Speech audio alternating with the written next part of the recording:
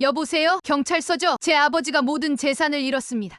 4억 2천만 원이 단 3개월 만에 사라졌습니다. 이것은 지난달 서울경찰청에 접수된 한 신고 전화입니다. 72세 노인이 인터넷에서 만난 여성에게 전 재산을 송금한 후 그녀는 흔적도 없이 사라졌습니다. 이런 사건이 이례적일까요? 아니, 전혀 그렇지 않습니다. 내가 이렇게 어리석을 줄 몰랐습니다. 가족들 얼굴을 어떻게 봐야 할지 차라리 죽고 싶었습니다. 이것은 피해자들의 공통된 절규입니다. 그들은 왜 이토록 쉽게 속았을까요? 어떻게 수십 년간 쌓아온 분별력이 단 3개월 만에 무너질 수 있었을까요? 오늘 이 시간 저 최용석은 저의 아픈 경험을 여러분과 나누려 합니다. 35년간 사진관을 운영하며 수많은 인생의 순간들을 카메라에 담아왔지만 정작 제 인생의 위기는 보지 못했습니다. 몇 해 전 봄 산책 모임에서 만난 한 여성이 저에게 다가왔습니다. 그리고 정확히 3개월 후 저는 제 평생 모은 돈을 건네려는 순간까지 갔습니다. 하지만 저는 운이 좋았습니다. 그리고 그 경험에서 깨달은 333 법칙이 지금 많은 노인들의 재산과 자존감을 지키고 있습니다. 3일 관찰,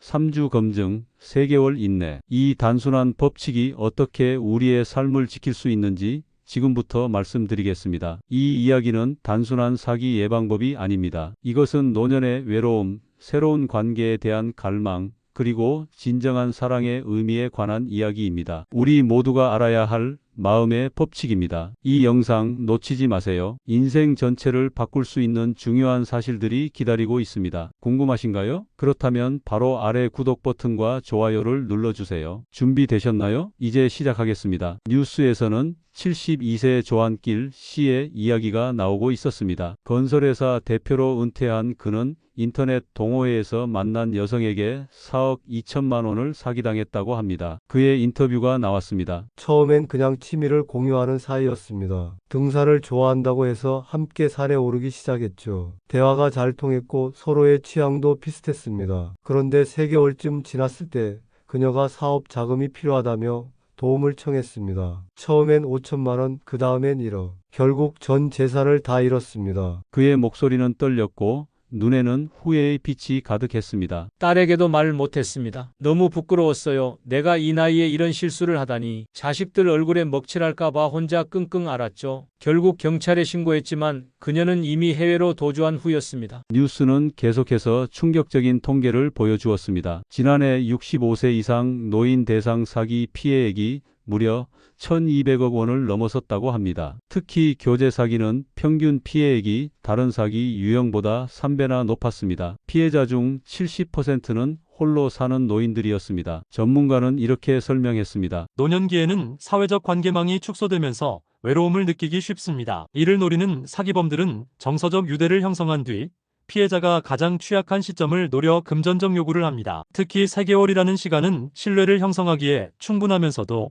본색을 드러내지 않을 수 있는 절묘한 타이밍입니다. 그 말을 듣는 순간 제 몸에 전율이 흘렀습니다. 저도 정확히 3개월 만에 그런 요구를 받았으니까요. 단순한 우연이 아니었습니다. 철저히 계산된 시나리오였던 것입니다. 뉴스는 계속되었습니다. 또 다른 피해자의 이야기였습니다. 68세 김영자 씨 자원봉사 활동에서 만난 남성에게 2억 원을 사기당했습니다. 그녀의 증언도 비슷했습니다. 처음 3개월은 정말 천사 같았어요. 제가 아플 때면 병원에도 데려다주고 장도 받아주고 정말 따뜻한 사람인 줄 알았죠. 그런데 돈을 빌려준 순간부터 연락이 끊겼습니다. 경찰 관계자는 이런 사기의 특징을 설명했습니다. 초반에는 오히려 작은 선물이나 식사 대접으로 신뢰를 쌓습니다. 피해자가 이 사람은 내 돈을 노리는 게 아니구나라고 생각하게 만드는 것이죠. 그러나 이는 더 큰 금액을 노리는 투자라고 보면 됩니다. 저는 TV를 보며 저도 모르게 고개를 끄덕이고 있었습니다. 그녀도 항상 도시락을 준비해왔고 작은 선물들을 챙겨 주었습니다. 그리고 정확히 3개월 만에 돈을 요구했습니다. 마치 계획표대로 움직이는 것 같았습니다. 뉴스는 이런 사기를 방지하기 위한 333 법칙을 소개했습니다. 3일 관찰, 3주 검증, 3개월 인내라는 자기를 지키는 방법이었습니다. 새로운 관계에서 처음 3일은 그 사람의 말과 행동을 냉정하게 관찰하고 3주 동안은 다양한 상황에서 그 사람의 진짜 성격이 드러나는지 검증하며 3개월 동안은 어떤 금전적 요구에도 응하지 말라는 것이었습니다. 이 법칙을 따랐다면 저도 그녀의 진짜 의도를 더 일찍 알아챘을지도 모릅니다. 하지만 외로움은 제 판단력을 흐리게 했습니다. 3개월 동안 그녀는 제 삶의 중심이 되었고 그 과정에서 저는 경계심을 완전히 잃어버렸습니다. 다음 날 저는 용기를 내어 딸에게 모든 것을 털어놓았습니다. 딸은 처음에는 놀라는 기색이었지만 곧 따뜻한 미소를 지었습니다. 아버지, 이제부터는 뭐든 저한테 말씀하세요. 제가 항상 아버지 곁에 있잖아요. 그 말을 들으며 저는 생각했습니다. 제가 그토록 찾던 위로와 사랑은 사실 항상 제 곁에 있었던 것입니다. 딸의 따뜻한 말 한마디가 그 어떤 로맨스보다 값진 것이었습니다. 그날 이후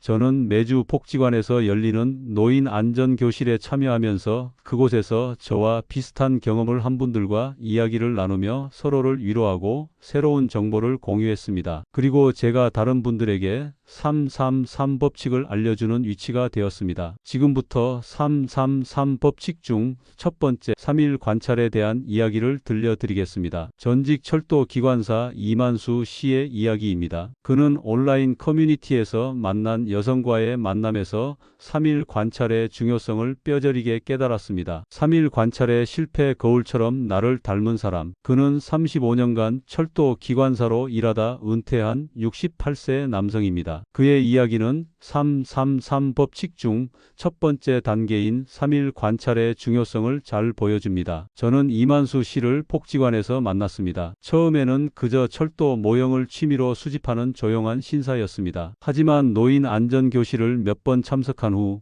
그는 용기를 내어 자신의 이야기를 들려주었습니다. 저는 평생 철도와 함께 했습니다. 은퇴 후에도 그 사랑은 변하지 않았죠. 그래서 온라인 철도 동호회에 가입했습니다. 거기서 그녀를 만났습니다. 그녀는 댓글에서 저의 철도 모형 사진에 관심을 보였습니다. 이 모델은 1970년대 무궁화호 맞나요? 저도 그 기차로 첫 여행을 했어요. 제가 평생 모은 무궁화호 모형을 알아보는 여성은 처음이었습니다. 그렇게 시작된 대화는 곧 개인 메시지로 이어졌습니다. 그녀의 이름은 김미영, 63세의 전직 간호사라고 했습니다. 그녀는 이만수 씨와 놀라울 정도로 많은 공통점을 가지고 있었습니다. 대화를 나눌수록 더 놀라웠습니다. 그녀도 저처럼 1950년대에 같은 지역에서 태어나 자랐고 서울로 상경해 직장 생활을 했습니다. 심지어 좋아하는 음식도 비슷했어요. 저처럼 홍어 무침을 좋아한다니 정말 운명이라고 생각했습니다. 이만수 씨는 첫 메시지를 주고받은 날부터 그녀에게 깊은 감정을 느꼈습니다. 단 하루 만에 그들은 하루에 수십 번씩 메시지를 주고받는 사이가 되었습니다. 아침에 일어나면 그녀에 잘 주무셨어요.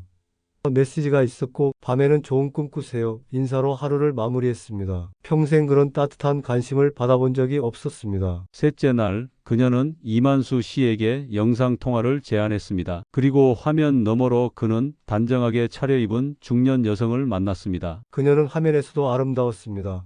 우아하고 지적인 분위기였죠. 그리고 제 방 뒤에 보이는 철도 모형을 보고 감탄했습니다. 와, 정말 멋있네요. 저도 언젠가 그런 컬렉션을 가지고 싶어요. 라고 말했죠. 그 말에 이만수 씨는 더욱 그녀에게 빠져들었습니다. 자신의 취미를 이해해주는 여성을 만난 것이 너무 기뻤습니다. 우리는 곧 실제로 만나기로 약속했습니다. 첫 만남은 서울역 근처 제가 추천한 식당에서 점심을 함께 했습니다. 첫 만남에서도 그녀는 완벽했습니다. 이만수 씨가 좋아하는 음식을 잘 알고 있었고 그의 이야기에 공감하며 때로는 눈물을 보이기도 했습니다. 그녀는 제 인생 이야기를 들으며 눈물을 흘렸습니다. 당신은 정말 대단한 분이에요. 그런 어려움을 이겨내다니. 제 삶을 그렇게 가치 있게 봐준 사람은 처음이었습니다. 그날 이후 그들은 더욱 가까워졌습니다. 매일 만나 함께 시간을 보냈고 일주일이 지나자 그녀는 조심스럽게 제안을 했습니다. 그녀는 요양원에서 일하고 있다고 했습니다. 그리고 어려운 노인들을 위한 기부 프로그램에 참여해달라고 부탁했습니다. 처음에는 10만 원이었죠. 그 돈이면 독거노인 한 분에게 일주일치 식사를 제공할 수 있다고 했습니다. 이만수 씨는 망설임 없이 기부했습니다. 그리고 그 후로도 그녀가 요청할 때마다 조금씩 금액을 늘려갔습니다. 한 달 뒤 그녀는 더 큰 제안을 했습니다. 그녀는 요양원 확장 프로젝트를 위해 투자자를 모으고 있다고 했습니다. 5천만 원을 투자하며 연 20%의 수익을 보장한다고 했죠. 저는 제 퇴직금 중 상당 부분을 그곳에 넣었습니다. 그 후 그녀의 연락은 뜸해졌습니다. 처음에는 바쁘다고 생각했지만 한 달이 지나도 연락이 없자 직접 요양원을 찾아갔습니다. 그런데 그런 요양원은 존재하지 않았습니다. 그녀가 말한 주소에는 오래된 창고만 있었죠. 그는 경찰에 신고했지만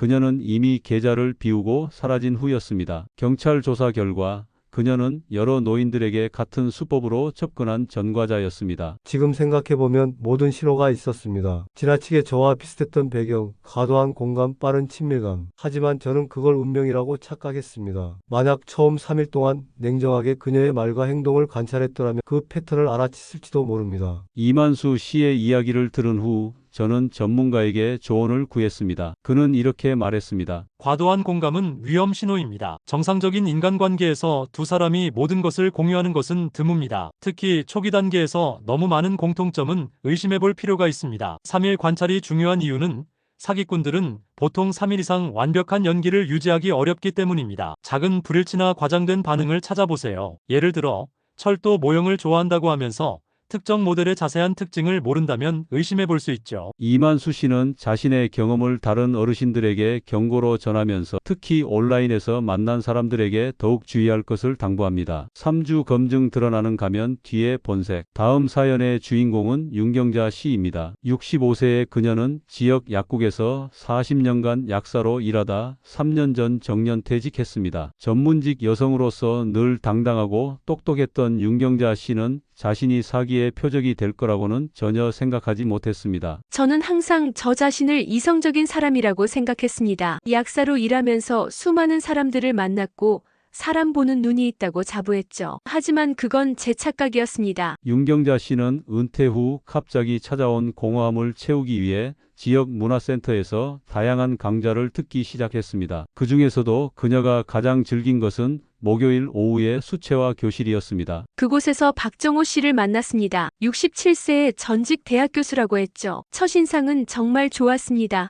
깔끔한 옷차림, 차분한 말투, 지적인 대화. 오랜만에 마음이 설레는 느낌이었습니다. 박정호 씨는 수채화 교실에서 윤경자 씨 옆자리에 앉게 되었고 그녀의 그림을 진심으로 칭찬했습니다. 그는 늘 정중했고 윤경자 씨의 말에 귀 기울였습니다. 수업이 끝난 후에는 종종 차를 마시자고 제안했습니다. 그는 제 이야기에 진심으로 관심을 보였습니다. 제가 약사로 일했던 경험, 환자들을 위해 노력했던 이야기들. 다른 사람들은 대부분 지루해하는 이야기였는데 그는 진지하게 경청했죠. 당신 같은 헌신적인 약사가 있어서 환자들이 얼마나 다행이었을까요? 라는 말에 제 마음이 녹아내렸습니다. 그들은 급속도로 가까워졌고 박정호 씨는 윤경자 씨에게 매일 아침 문자를 보냈고 주말에는 함께 미술관을 방문하자고 제안했습니다. 그는 정말 완벽한 신사였습니다. 차 문을 열어주고 항상 제 의견을 존중하고 작은 것까지 챙겨주었죠. 전 남편은 그런 적이 없었거든요. 35년 결혼 생활 동안 꽃 한 번 받아본 적 없었는데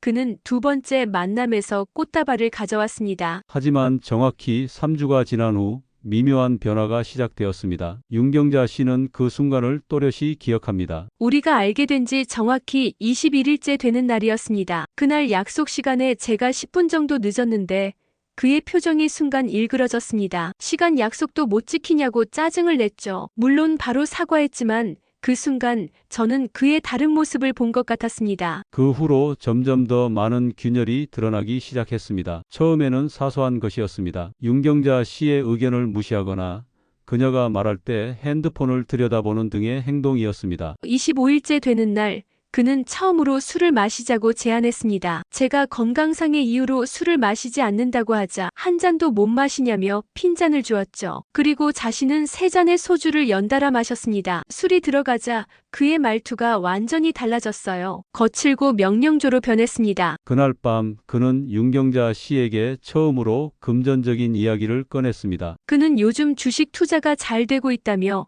저도 참여해보지 않겠냐고 물었습니다. 처음에는 500만 원 정도만 투자해보라고 했죠. 수익률이 좋으면 나중에 더 투자해도 된다고요. 그 순간 저는 이상한 느낌을 받았습니다. 지금까지 그가 돈 이야기를 한 적이 없었거든요. 윤경자 씨는 그날 밤 잠을 이루지 못했습니다. 그리고 다음 날 그녀는 박정호 씨의 배경을 조사해 보기로 결심했습니다. 전 약사로서 지역사회에 많은 인맥이 있었습니다. 그가 말한 대로 지역대학에서 교수로 일했는지 확인해 보았죠. 결과는 그런 사람은 없었습니다. 또한 그가 자주 가는 식당의 직원에게 물어보니 그는 여러 여성들과 그곳에 왔었다고 합니다. 모두 저와 비슷한 연령대의 여성들이었죠. 충격을 받은 윤경자 씨는 즉시 그와의 연락을 끊었습니다. 그리고 이 경험을 통해 중요한 교훈을 얻었습니다. 가면은 3주를 넘기기 어렵습니다. 누구도 완벽한 연기를 오래 유지할 수 없어요. 3주가 지나면 사람의 진짜 성격이 조금씩 드러나기 시작합니다. 중요한 것은 그 신호를 놓치지 않는 것이죠. 윤경자 씨의 경우는 다행히 실제 금전적 피해로 이어지지는 않았습니다. 하지만 그녀는 이 경험이 자신의 자존감에 큰 상처를 주었다고 말합니다. 제가 왜 그런 사람에게 속았는지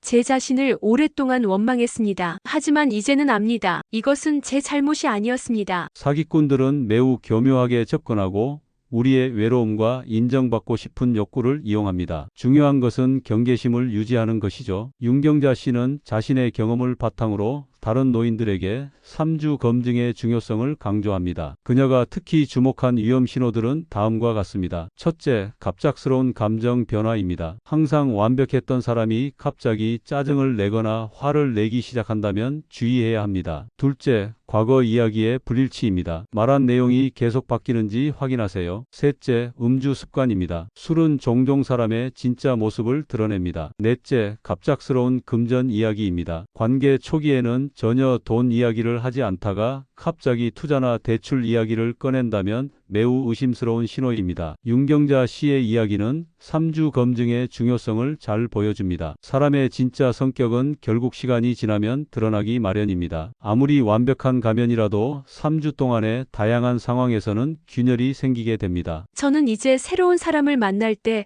항상 이 원칙을 따릅니다. 3주 동안 다양한 상황에서 그 사람을 관찰하세요. 피곤할 때, 스트레스 받을 때, 술을 마실 때, 그때 보이는 모습이 그 사람의 진짜 모습입니다. 3개월 인내 가장 위험한 순간, 이제 제 이야기를 들려드릴 시간입니다. 저는 최용석, 이번 사연의 주인공입니다. 제 이야기는 333 법칙 중 가장 중요한 마지막 단계 3개월 인내의 중요성을 보여줍니다. 사실 처음 그녀를 만났을 때 저는 이런 법칙 같은 것에 대해 전혀 알지 못했습니다. 35년간 사진관을 운영하고 은퇴한 후 저는 조용한 노후를 보내고 있었습니다. 아내와 사별한 지 15년이 지났고 외동딸은 결혼해서 다른 도시에 살고 있었습니다. 딸은 매주 전화를 해주었지만 역시 일상의 외로움을 채우기에는 부족했습니다. 아버지, 요즘 아파트 단지에서 노인들 산책 모임이 있다던데 한번 나가보시는 건 어때요? 항상 집에만 계시면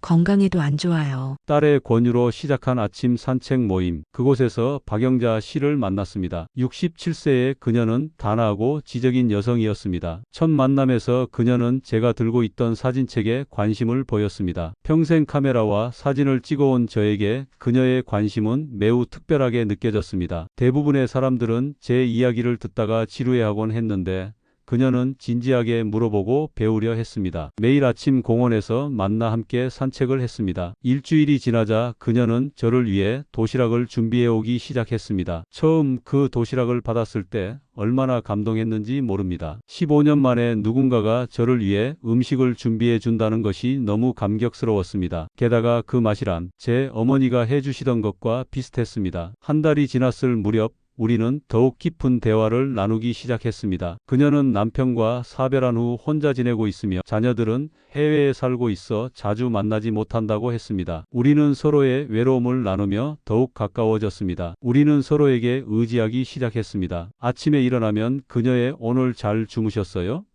문자가 있었고 밤에는 편안한 밤 되세요. 인사로 하루를 마무리했습니다. 그런 따뜻한 관심을 받아본 지가 너무 오래되어서 저는 그녀에게 점점 더 의존하게 되었습니다. 2달째 되던 날 그녀는 저에게 작은 선물을 주었습니다. 직접 뜬 목도리였습니다. 날이 쌀쌀해지고 있어요. 용석 씨가 감기 걸리지 않게 제가 정성껏 떠봤어요. 라는 그녀의 말에 저는 깊은 감동을 받았습니다. 그 목도리를 받는 순간 눈물이 핑 돌았습니다. 점점 그녀는 제 삶의 특별한 존재가 되어가고 있었습니다. 2달 반이 지났을 때 그녀는 저에게 자신의 어려운 가정 환경에 대해 더 자세히 털어놓았습니다. 남편의 갑작스러운 사망 후 남은 빚, 해외에 있는 자녀들의 무관심, 그리고 간간히 하는 요양보호사 아르바이트로 겨우 생계를 유지하고 있다는 이야기였습니다. 그녀의 이야기를 들으며 제 마음은 아팠습니다. 저보다 더 어려운 상황에서도 항상 저를 챙겨주던 그녀를 위해 무언가 해주고 싶었습니다. 하지만 그녀는 제 도움을 완곡하게 거절했습니다. 저는 그냥 용석 씨와 이야기하는 것만으로도 행복해요.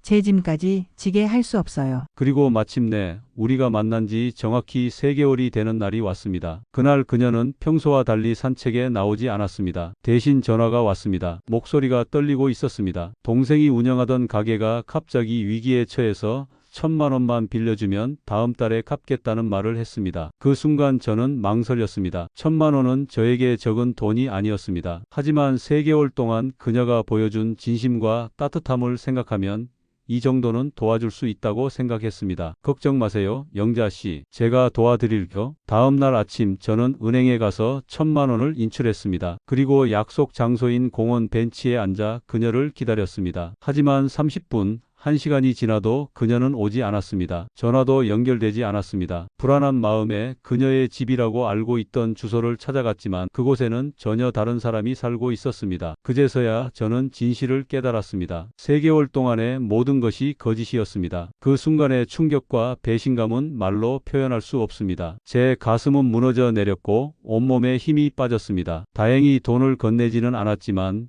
제 마음은 이미 산산조각 났습니다. 이 경험을 통해 저는 3개월 인내의 중요성을 뼈저리게 깨달았습니다. 나중에 알게 된 사실이지만 사기꾼들은 보통 3개월을 기점으로 금전적 요구를 시작한다고 합니다. 전문가는 이렇게 말합니다. 3개월은 감정적 유대가 최고조에 이르는 시점입니다. 이 시기에는 상대방에 대한 신뢰와 애정이 최고조에 달하지만 동시에 객관적 판단력은 가장 약해집니다. 사기꾼들은 이 심리적 타이밍을 노립니다. 감정이 최고조일 때 판단력은 최저가 되기 때문입니다. 또한 3개월은 사기꾼들이 완벽한 연기를 유지할 수 있는 최대 기간이라고 합니다. 그 이상이 되면 일관성을 유지하기 어렵고 피해자가 의심하기 시작할 가능성이 높아지기 때문입니다. 만약 제가 333 법칙을 알고 있었다면 저는 그녀의 금전 요청에 즉각 응하지 않았을 것입니다. 최소한 좀 더 생각해 보겠다고 시간을 벌었을 것이고 그 과정에서 의심의 여지를 발견했을지도 모릅니다. 다행히도 저는 실제로 돈을 잃지는 않았습니다. 하지만 정서적 손상은 컸습니다. 누군가를 다시 믿을 수 있을까 하는 두려움,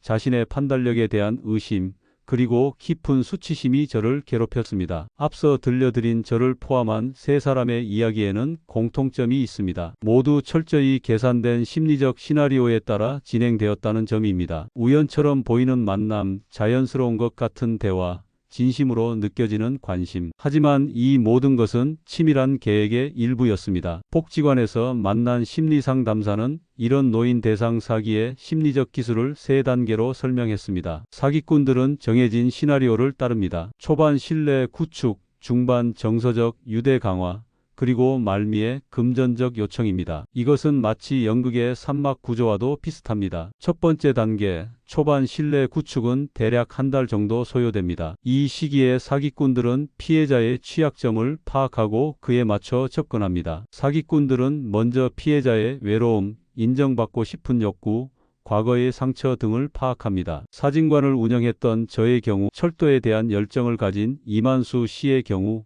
약사로서의 자부심을 가진 윤경자 씨의 경우 모두 우리의 정체성과 직결된 부분을 통해 접근했습니다. 특히 이 첫 단계에서는 미러링 방법이 자주 사용됩니다. 피해자의 취향, 의견, 가치관을 마치 거울처럼 반영하는 것입니다. 그들은 우리가 좋아하는 것을 좋아하고 우리가 싫어하는 것을 싫어합니다. 이런 유사성은 우리의 마음을 열게 만듭니다. 드디어 나를 이해하는 사람을 만났다는 착각에 빠지게 되죠. 두 번째 단계, 중반 정서적 유대 강화는 1-2개월 사이에 집중적으로 이루어집니다. 이 시기에 사기꾼들은 피해자와의 감정적 연결을 강화합니다. 두 번째 단계의 핵심은 의존성 형성입니다. 매일 아침 저녁으로 안부 문자를 보내고 소소한 선물이나 음식을 준비하며 피해자의 일상에 깊숙이 관여합니다. 이를 통해 피해자는 사기꾼에 대한 의존도가 높아지고 그들 없는 일상을 상상할 수 없게 됩니다. 심리학자들은 이것을 정서적 앵커링이라고 부릅니다. 특정 사람이 우리의 정서적 안정감에 닻을 내리게 되는 현상입니다. 사기꾼들은 이 닻을 깊이 내리게 한 후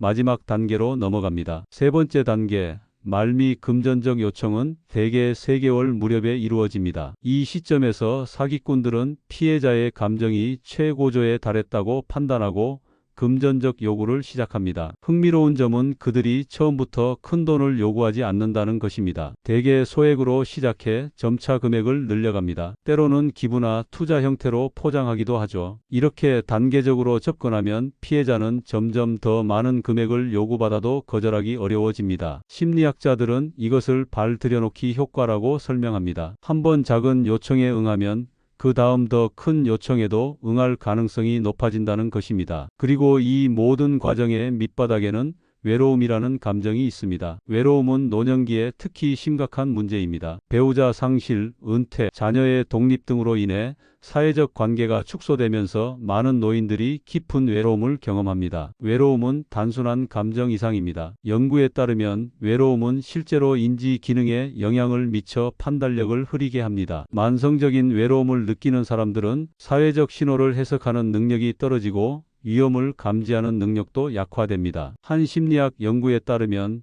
외로운 사람들은 타인의 따뜻한 행동에 과도하게 반응하는 경향이 있습니다. 누군가가 조금만 관심을 보여도 그것을 깊은 애정이나 특별한 유대감으로 해석하게 되는 것입니다. 감정적 의존의 정점에 달한 노인들은 이 사람이 사라지면 어떡하지?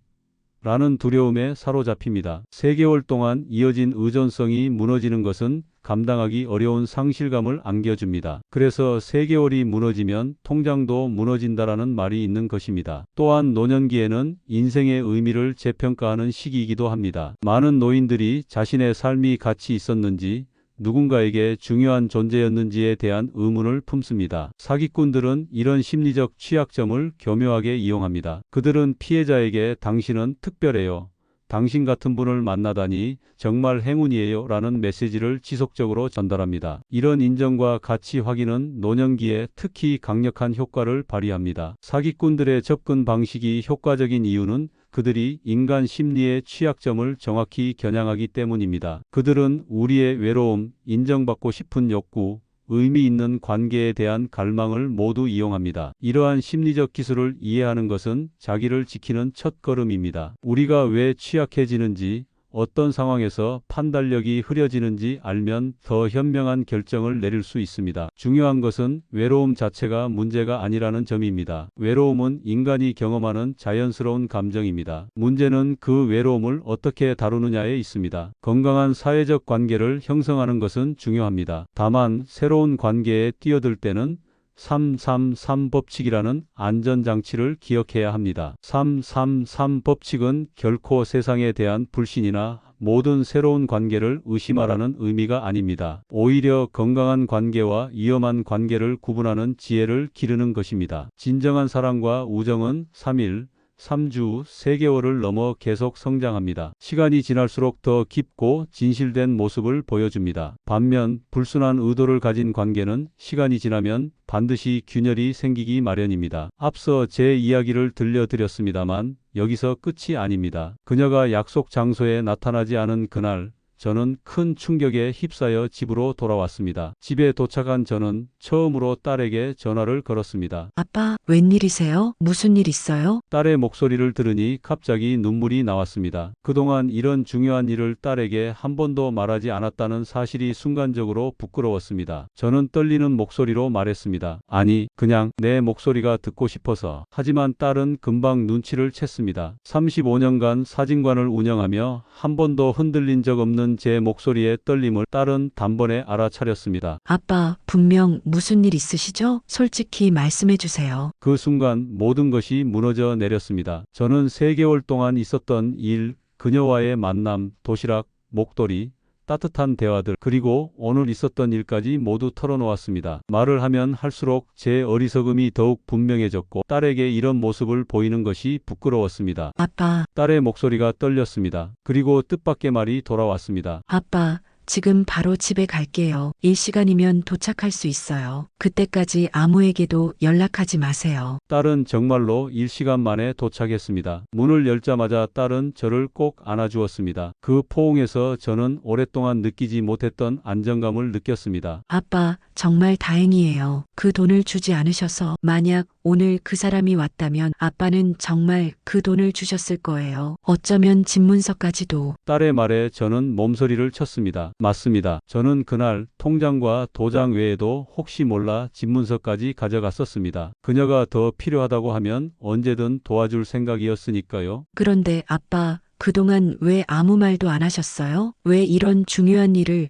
혼자 결정하려고 하셨어요? 딸의 그 질문에 저는 대답을 못했습니다. 왜 그랬을까요? 부끄러워서, 외롭다는 사실을 인정하기 싫어서, 아니면 딸에게 짐이 되기 싫어서. 아빠, 저희는 가족이잖아요. 가족이란 좋은 일도 나쁜 일도 함께 나누는 거예요. 아빠가 이렇게 중요한 결정을 하실 때 저와 상의해 주셨으면 좋았을 텐데. 그 말에 저는 참았던 눈물을 터뜨리고 말았습니다. 35년 동안 한 번도 딸 앞에서 울지 않았던 저였는데 그날은 아이처럼 엉엉 울었습니다. 미안하다. 정말 미안하다. 그리고 그날 밤 우리는 오랜만에 진솔한 대화를 나눴습니다. 제가 은퇴 후 얼마나 외로웠는지, 딸이 얼마나 저를 걱정했는지, 서로가 하지 못했던 말들을 모두 나눴습니다. 이 경험을 통해 저는 중요한 교훈을 얻었습니다. 가족과의 소통이야말로 최고의 방패라는 것입니다. 사기꾼들이 노리는 것은 우리의 외로움과 단절감입니다. 그들은 우리가 가족과 단절되어 있을 때 더 쉽게 접근합니다. 아버지, 어머니, 할아버지, 할머니, 여러분의 가족들은 여러분을 사랑합니다. 부끄럽다고, 짐이 된다고, 걱정시킬까봐 중요한 이야기를 하지 않는 것은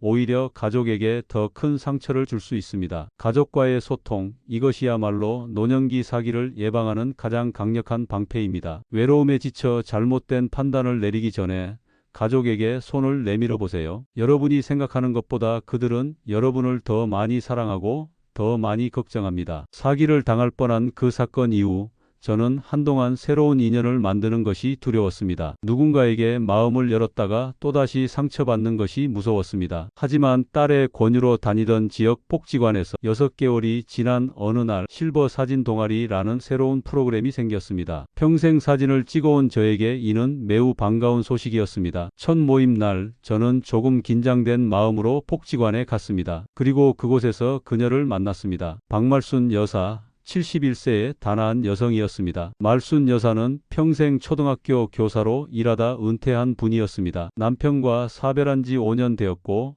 두 자녀는 모두 해외에 살고 있어 1년에 한 번 정도 만난다고 했습니다. 그녀는 젊은 시절부터 사진 찍는 것을 좋아했다고 했습니다. 처음에 저는 경계심을 가지고 그녀를 대했습니다. 이전의 쓰라린 경험 때문이었죠. 하지만 이번에는 달랐습니다. 저는 333 법칙을 철저히 지키기로 마음먹었습니다. 첫 번째 3일, 저는 말순 여사의 말과 행동을 냉정하게 관찰했습니다. 그녀는 자신의 이야기를 과장하지 않았고 저에게 지나친 관심을 보이지도 않았습니다. 그저 사진에 대한 진솔한 열정을 나누었을 뿐입니다. 특히 인상적이었던 것은 그녀가 제 말을 끊지 않고 경청한다는 점이었습니다. 많은 사람들이 상대의 말을 끊고 자신의 이야기를 하는데 그녀는 달랐습니다. 그리고 질문도 구체적이고 진지했습니다. 사진에 대한 진짜 관심이 느껴졌습니다. 3주가 지나면서 저는 그녀를 다양한 상황에서 관찰할 기회를 가졌습니다. 동아리 활동 중 의견 충돌이 있을 때 그녀는 감정적으로 대응하지 않고 차분하게 자신의 생각을 표현했습니다. 약속 시간을 잘 지켰고 한 번은 버스가 지연되어 늦을 것 같다고 미리 연락을 주기도 했습니다. 그리고 가장 중요한 것은 그녀가 한 번도 금전적인 이야기를 꺼내지 않았다는 점입니다. 우리는 그저 사진에 대한 이야기, 각자의 인생 이야기를 나누었을 뿐입니다. 3개월이 지났을 때 우리는 함께 사진 전시회를 보러 가기로 약속했습니다. 그날 그녀는 조금 긴장된 표정으로 저에게 말했습니다. 용석 씨, 솔직히 말씀드려도 될까요? 사실 저 용석 씨를 많이 좋아하게 되었어요. 하지만 서두르고 싶지는 않아요. 우리 천천히 알아가는 게 어떨까요? 그 말을 들은 순간 저는 미소를 지었습니다. 그리고 그녀에게 제 이야기, 그리고 333 법칙에 대해 모두 털어놓았습니다. 놀랍게도 그녀는 이해해 주었습니다. 용석 씨, 정말 고생 많으셨네요. 저도 비슷한 경험이 있어요. 제 여동생이 그런 사기를 당했거든요. 그래서 저도 새로운 만남에 조심스러웠어요. 우리 서로 존중하며 천천히 알아가요. 진짜 관계는 서두를 필요가 없으니까요. 그렇게 우리는 천천히 하지만 진실되게 서로를 알아가기 시작했습니다. 6개월이 지나고 1년이 지나면서 우리의 관계는 더욱 깊어졌습니다. 그리고 마침내 1년 반이 지났을 때 우리는 서로의 가족에게 소개하는 자리를 가졌습니다. 말순 씨의 자녀들이 한국에 왔을 때 저희는 함께 식사를 했습니다. 그리고 제 딸도 그 자리에 함께 했습니다. 두 가족이 만나는 자리에서 저는 깨달았습니다. 진짜 관계란 이런 것이구나. 이제 저희는 서로의 집을 오가며 편안한 시간을 보내고 있습니다. 때로는 함께 여행을 떠나기도 하고 복지관에서 사진 강의를 함께 진행하기도 합니다. 무엇보다 중요한 것은 우리가 서로를 존중하고 이해한다는 점입니다. 진짜 사랑은 기다릴 줄 압니다. 서두르지 않고 상대방의 시간을 존중하며 천천히 깊어지는 것이 진정한 관계의 모습입니다. 우리의 관계가 특별한 것은 그것이 333 법칙을 통과한 검증된 관계이기 때문입니다. 처음 3일 동안 우리는 서로의 말과 행동을 관찰했고 3주 동안 다양한 상황에서 서로의 진짜 모습을 확인했으며 3개월 동안 어떠한 금전적 요구도 없이 순수한 관계를 이어왔습니다. 저는 이제 다른 어르신들에게 이렇게 말합니다. 새로운 인연을 만나는 것을 두려워하지 마세요. 다만 333 법칙을 기억하세요. 진짜 관계는 시간이 검증합니다. 서두르지 말고 천천히 알아가세요. 그리고 무엇보다 가족과 소통하세요. 그것이 여러분을 지켜줄 가장 강력한 방패입니다. 지금까지 제 이야기를 들어주셔서 진심으로 감사합니다. 35년간 카메라 렌즈로 세상을 바라보던 저는 이제 경험의 렌즈로 인생을 바라봅니다. 그 렌즈로 담아낸 오늘의 이야기가 누군가에게는 작은 위로가 또 누군가에게는 소중한 경고가 되었기를 바랍니다. 마지막으로 다시 한번 말씀드립니다. 진짜 사랑은 기다릴 줄 압니다. 그리고 진짜 관계는 천천히 자랍니다. 서두르지 마세요. 여러분의 인생은 그 어떤 순간보다 소중하니까요. 오늘 여러분 모두가 따뜻한 마음으로 하루를 보내시길 바랍니다. 지금까지 73세 최용석의 이야기였습니다. 이 영상이 도움이 되었다면 아래 구독 버튼과 좋아요를 꼭 눌러주세요. 여러분의 작은 클릭이 더 많은 사람의 인생을 지키는 힘이 됩니다. 시청해 주셔서 감사합니다. 지혜로운 노후살롱이었습니다.